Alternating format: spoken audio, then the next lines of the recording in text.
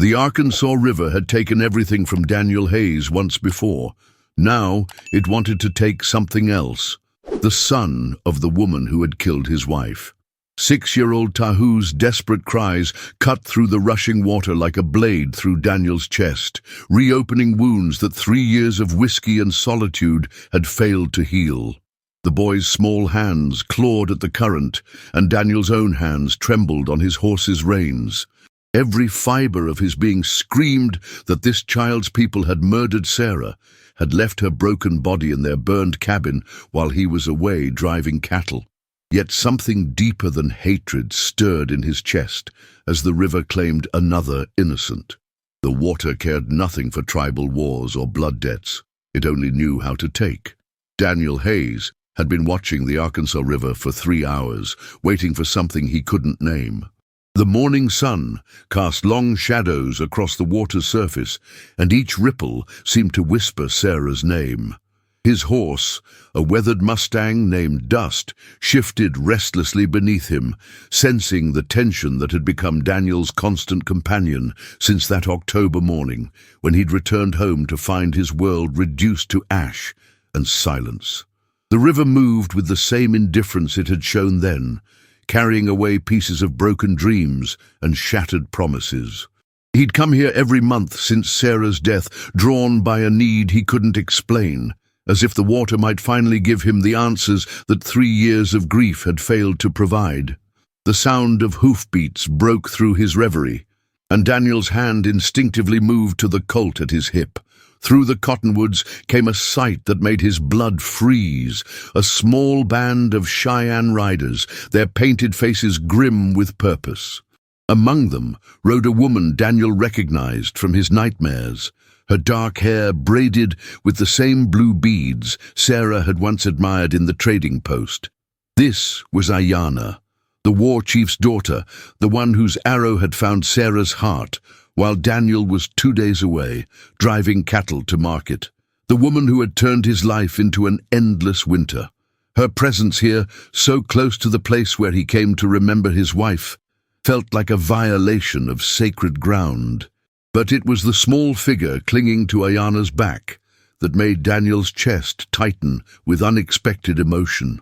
A boy, no more than 6 years old, his round face streaked with tears, and his small hands gripping his mother's buckskin dress. The child's eyes were wide with terror, and Daniel found himself remembering another child, the son he and Sarah had dreamed of having, the boy who would have learned to ride and rope and read the sky for weather, the boy who would never exist because Ayanna's people had decided that white settlers were a threat to be eliminated. The irony wasn't lost on him, that the woman who had destroyed his future now carried her own future on her back, vulnerable and afraid. The Cheyenne band was moving fast, too fast for the treacherous ground near the river. Daniel could see the desperation in their movements, the way they kept looking over their shoulders as if pursued by demons.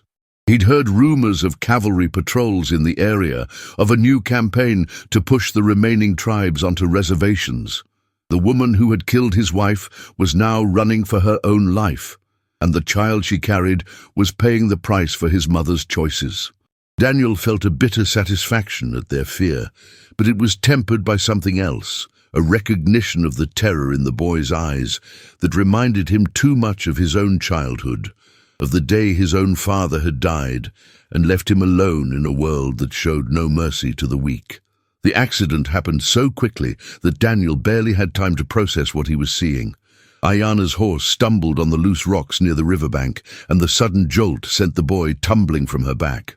The child hit the ground hard, rolling toward the water's edge, with a cry that cut through the morning air like a knife. Ayanna wheeled her horse around, reaching desperately for her son, but the other riders were shouting warnings about pursuing soldiers, their voices urgent with panic. The boy scrambled to his feet, dazed and bleeding from a cut on his forehead, and took a step backward, directly into the rushing current of the Arkansas River. The water swallowed him instantly, his small body disappearing beneath the surface like a stone. Daniel watched in frozen horror as Ayana's scream echoed across the water, a sound of pure anguish that transcended the boundaries of race and revenge. The other Cheyenne riders were already pulling her away, their survival instincts overriding her maternal desperation. She fought against them, her voice breaking as she called her son's name, Tahu, Tahu, Tahu. But the sound of approaching hoofbeats made the decision for them. Within moments the band had vanished into the trees, leaving only the echo of a mother's grief and the sight of a small head bobbing in the merciless current. Daniel sat motionless on his horse, watching the boy struggle against the water that had already claimed so much, and felt the weight of 3 years' worth of hatred pressing down on his chest like a gravestone. The boy's head disappeared beneath the surface for the 3rd time, and Daniel felt something crack inside his chest. Not his heart, which had been broken beyond repair 3 years ago, but something deeper, something that connected him to the fundamental truth of what it meant to be human. Tahu's small arms flailed against the current with the desperate energy of the very young, those who haven't yet learned that the world is designed to break them. Daniel's hands tightened on his reins until his knuckles went white, and dust danced nervously beneath him, sensing the war raging in his rider's soul. Every rational thought screamed that this was justice, the child of his wife's killer drowning in the same river that had carried away Daniel's dreams. Yet something primal and undeniable rose up from the depths of his being. A voice that sounded suspiciously like Sarah's, whispering that some things mattered more than revenge. The memory hit him like a physical blow. Sarah standing in their kitchen 3 years ago, her hand resting on her still flat belly, her eyes bright with the secret she'd been saving to tell him. "Daniel," she'd said, her voice soft with wonder, "what if we had a son? What kind of man would you want him to become?" He'd pulled her close then, breathing in the scent of her hair, and promised that any son of theirs would grow up knowing the difference between justice and cruelty, between strength and brutality. The irony was bitter as alkali water. Here was a son, not his but someone's, drowning while Daniel sat frozen between his oath of vengeance and the man Sarah had believed him to be.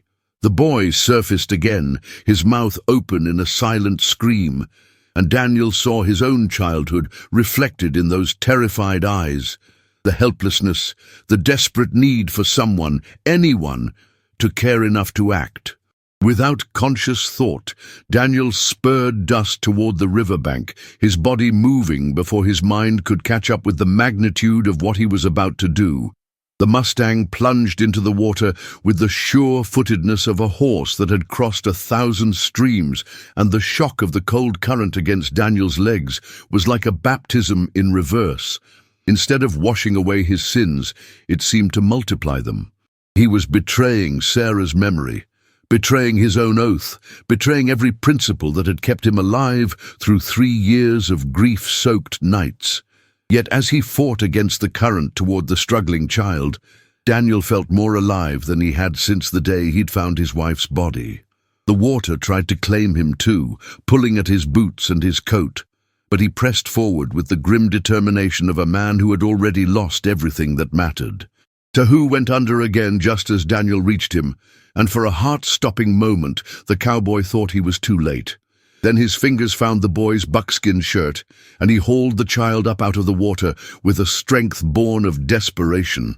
Tahu coughed up river water and blood, his small body shaking with cold and terror, and when his dark eyes met Daniel's blue ones, something passed between them that had nothing to do with race or revenge.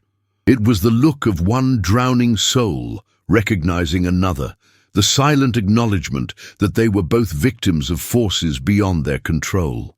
The boy didn't struggle as Daniel pulled him toward shore, perhaps sensing that this strange white man was his only hope of survival, or perhaps too exhausted to care who saved him as long as someone did. Getting back to shore proved harder than reaching the boy, and by the time Daniel dragged them both onto the muddy bank, his lungs were burning and his vision was blurred with exhaustion. Tahu lay motionless beside him, his lips blue with cold, and for a terrible moment Daniel thought the child might be dead after all.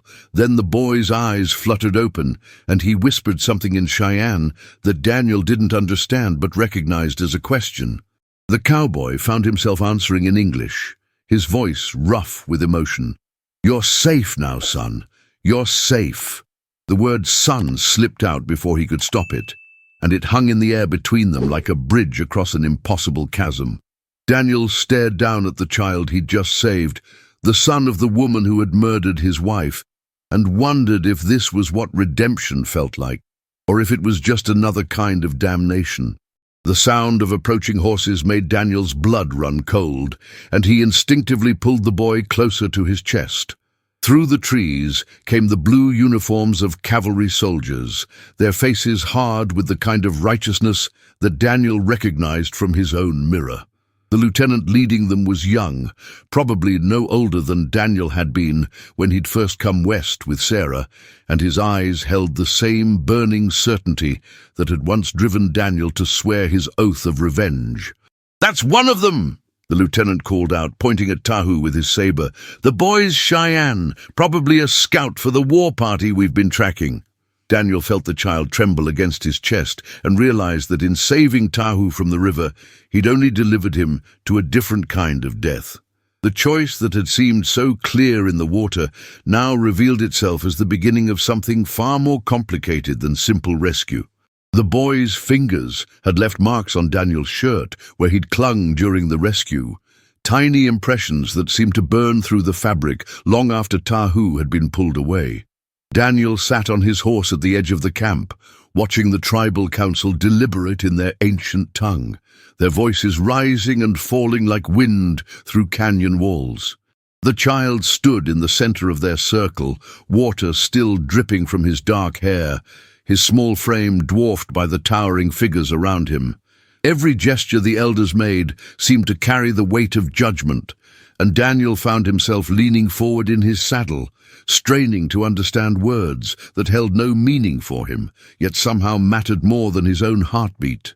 The irony wasn't lost on him that he'd pulled the boy from one current, only to watch him drown in another kind of tide entirely. The memory of Sarah's last breath came to him unbidden, the way her hand had gone slack in his, just as Tahu's had gripped tight in the river. She'd whispered something in those final moments, words he'd never been able to make out through the blood and chaos, and now he wondered if she'd been trying to tell him something about mercy, about the difference between justice and revenge. The tribal warriors who'd taken her life had shown no such hesitation, no moment of doubt as they'd swept through their small homestead like a plague of locusts. Yet here he sat, having saved one of their own, without thought or calculation, acting on an instinct that seemed to come from some part of himself he'd thought had died with her.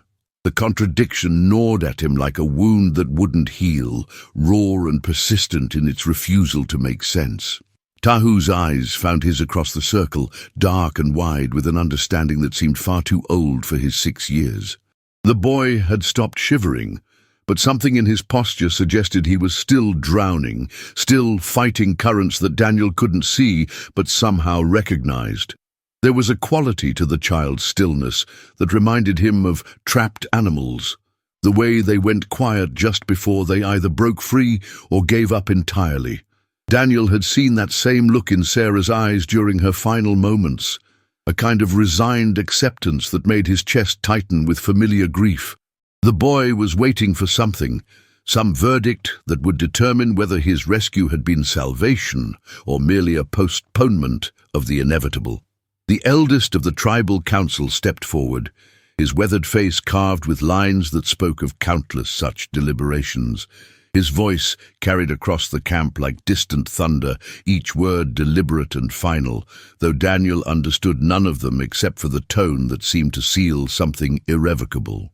The other warriors nodded in unison, their expressions grave but satisfied, as if an ancient debt had finally been acknowledged and paid.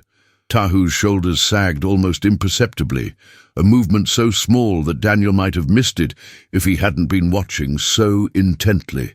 The boy's fate had been decided, and from the way the council began to disperse, it wasn't the kind of decision that left room for appeal or second chances. One of the younger warriors approached Daniel's horse, his hand resting casually on the knife at his belt, though his posture suggested negotiation rather than threat. He spoke in broken English, his accent thick, but his meaning clear enough to make Daniel's blood run cold. The boy would be cast out, left to survive on his own, as punishment for bringing shame to the tribe by needing rescue from an enemy. It was their way, the warrior explained with something that might have been regret, to ensure that weakness didn't spread like disease through their ranks. Daniel found himself thinking of Sarah again, of how she'd always insisted that strength came not from hardness, but from the willingness to remain soft in a world that demanded otherwise. She would have known what to do in this moment, would have found some way to bridge the gap between justice and compassion that seemed to yawn before him like an unbridgeable chasm. The decision formed in Daniel's mind before he fully understood what he was choosing, rising from some deep place that had nothing to do with logic and everything to do with the weight of small hands that had trusted him completely in the river's embrace. He dismounted slowly, his boots hitting the ground with a finality that seemed to echo across the camp, drawing the attention of warriors and elders alike. The words that came from his mouth surprised him with their steadiness, though his heart hammered against his ribs like a caged bird, desperate for flight. He would take the boy, he heard himself saying, would accept responsibility for the life he'd saved and the consequences that came with it. The silence that followed his declaration stretched taut as a bowstring, heavy with implications that none of them fully understood, but all of them felt in their bones like the approach of a storm that would change everything in its path. The ride back to Daniel's ranch stretched across 3 days of desert that seemed determined to test every decision he'd ever made. Tahu rode behind him on the horse, small arms wrapped around Daniel's waist with a trust that felt both precious and terrifying, like holding something made of glass in hands that had grown too accustomed to breaking things. The boy hadn't spoken since leaving the camp, hadn't made a sound except for the quiet rhythm of his breathing against Daniel's back. But his presence filled the silence with questions that Daniel wasn't ready to answer. Every mile that passed beneath their horses' hooves carried them further from the world Tahu had known, and deeper into territory that belonged to ghosts and memories that Daniel had spent 2 years trying to bury. The irony of bringing a child into a house that had been built for children but had never known their laughter wasn't lost on him, though it cut deeper than he'd expected. Sarah's garden came into view first, the neat rows she'd planted now, overrun with weeds and wild grass that had reclaimed the space with the persistence of things that refused to stay buried. Daniel felt Tahu's grip tighten slightly as they approached the small homestead, the boy's instincts perhaps recognizing the weight of sorrow that seemed to hang over the place like morning mist that never quite burned away. The house itself stood exactly as Daniel had left it that morning 2 years ago, when he'd ridden out to check the cattle and returned to find his world transformed into something unrecognizable. He'd kept it frozen in time since then, unable to change anything for fear that moving even the smallest object might somehow erase the last traces of the life they'd built together. Now, with Tahu's presence warm against his back, the preservation felt less like devotion and more like a kind of madness that had kept him trapped in amber while the world moved on around him. The boy slid down from the horse with the fluid grace of someone who'd learned to move quietly through dangerous places, his bare feet touching the ground with barely a whisper of sound. He stood perfectly still beside the horse, dark eyes taking in every detail of his new surroundings with the careful attention of someone who'd learned that survival often depended on noticing what others missed. Daniel found himself seeing the place through Tahu's eyes, noting the way the porch sagged slightly on one side where he'd never gotten around to fixing the support beam, the way the windows reflected the sky like blind eyes that had seen too much. The silence between them stretched taut with unspoken questions and answers that neither of them was ready to voice, heavy, with the weight of two different kinds of loss that had somehow found each other in the vast emptiness of the frontier. Inside, the house felt smaller than Daniel remembered, as if grief had somehow compressed the space until even the familiar rooms seemed to press in around them with suffocating intimacy. Tahu followed him through the doorway with the cautious steps of someone entering a sacred place, his presence somehow making the absence of Sarah's voice more pronounced than it had been in months. The boy's eyes lingered on the rocking chair by the window where she used to sit in the evenings, mending clothes and humming songs that had filled the house with warmth that Daniel had taken for granted until it was gone. Now the chair sat empty and still, a monument to conversations that would never happen and lullabies that would never again chase away the darkness that gathered in the corners when the sun went down. Daniel found himself moving through the motions of hospitality with mechanical precision, setting out food and water for the boy while his mind struggled to process the reality of having another living soul in the space that had become a shrine to the dead. Tahu ate in silence, small hands careful with the unfamiliar utensils, his manners speaking of an upbringing that had valued respect and restraint, even in the face of hunger.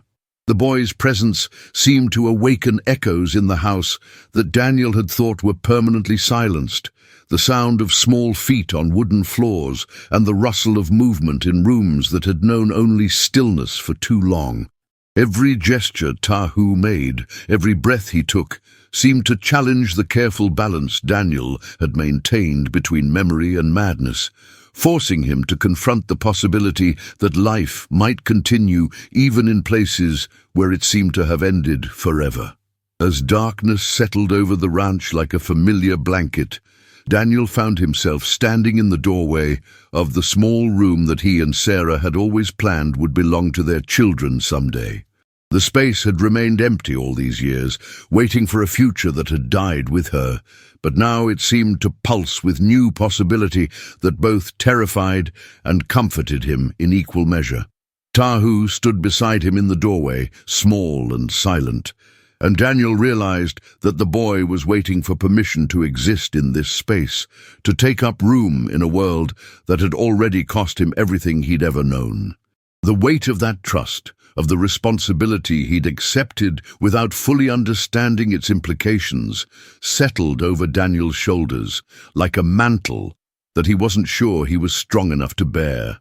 Yet as he looked down at the child, who'd somehow become his charge, his burden, his unexpected gift, he felt something shift inside his chest, some long-frozen part of himself beginning to thaw despite his best efforts to keep it safely numb.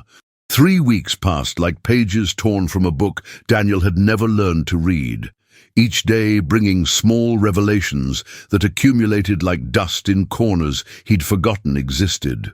Tahu moved through the house and around the ranch with the quiet efficiency of someone who'd learned early that making himself useful was often the difference between acceptance and abandonment.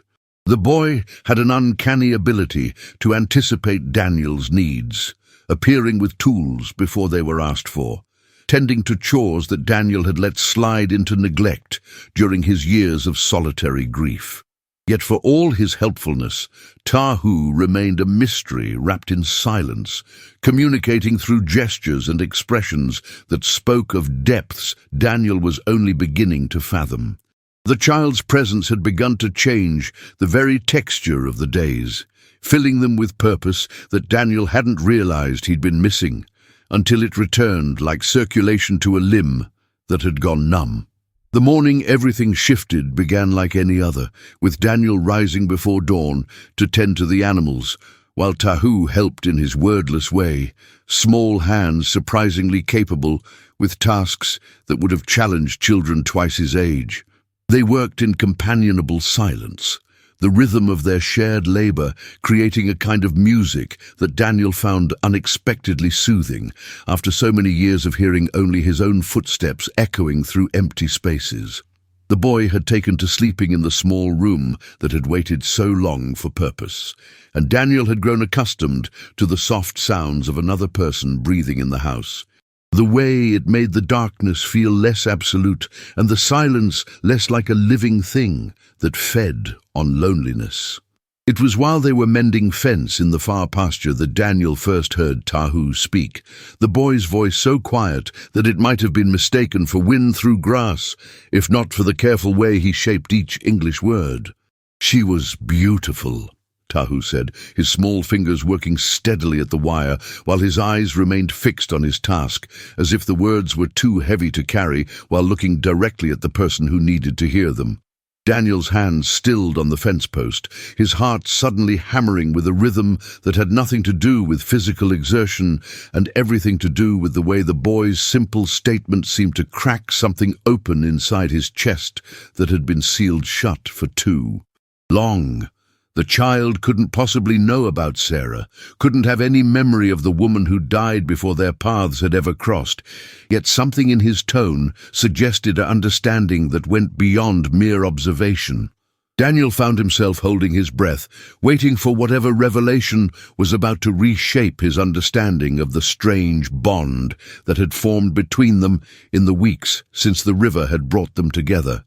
"I saw her," Tahu continued, his voice gaining strength as if the act of speaking had loosened something that had been tightly wound inside him for far too long. "In the water when you pulled me out. She was there, watching, and she was smiling." The boy's words hit Daniel like a physical blow, stealing the air from his lungs and making the world tilt sideways in a way that had nothing to do with the desert heat that shimmered around them. He wanted to dismiss the child's claim as imagination or the confused memories of someone who'd nearly drowned, but something in Tahu's steady gaze suggested a certainty that couldn't be explained away by logic or reason. The boy had seen something in that moment between life and death, something that Daniel had been too focused on the rescue to notice, and now the knowledge of it hung between them like a bridge spanning the gap between grief and hope. The silence that followed stretched across the afternoon like a held breath, heavy with implications that neither of them fully understood, but both felt in their bones, like the approach of weather that would change everything in its path. Daniel found himself remembering Sarah's voice, the way she'd always insisted that love was stronger than death, that the bonds between souls couldn't be severed by something as simple as the stopping of a heart. He'd dismissed such talk as the romantic notions of someone who'd never truly faced loss. But now, with Tahu's quiet revelation echoing in his ears, he wondered if perhaps she'd known something about the nature of love and sacrifice that he was only beginning to understand. The boy continued working on the fence with the same steady concentration, as if he'd shared nothing more significant than an observation about the weather. But Daniel could see the relief in his small shoulders, the way speaking the truth had lifted some burden that he'd been carrying alone. As the sun began its descent toward the horizon, painting the sky in shades of gold and crimson that reminded Daniel of Sarah's hair in lamplight, he found himself looking at Tahu with new eyes, seeing not just the child he'd rescued from the river, but perhaps the instrument of his own salvation. The boy had lost everything, just as Daniel had been cast out from the only world he'd ever known and forced to trust in the mercy of someone who had every reason to hate him. Yet instead of bitterness or despair, Tahu had brought something else into Daniel's life, something that felt suspiciously like the possibility of redemption, wrapped in the form of a 6-year-old boy who spoke to ghosts and mended fences with equal skill. The realization that he'd been given not just a responsibility, but a gift, settled over Daniel like evening shadows, soft and gradual but undeniable in their transformation of everything they touched. For the first time since Sarah's death, he found himself thinking not about what he'd lost, but about what he might still have the chance to build, and the thought both terrified and exhilarated him in ways he'd forgotten were possible.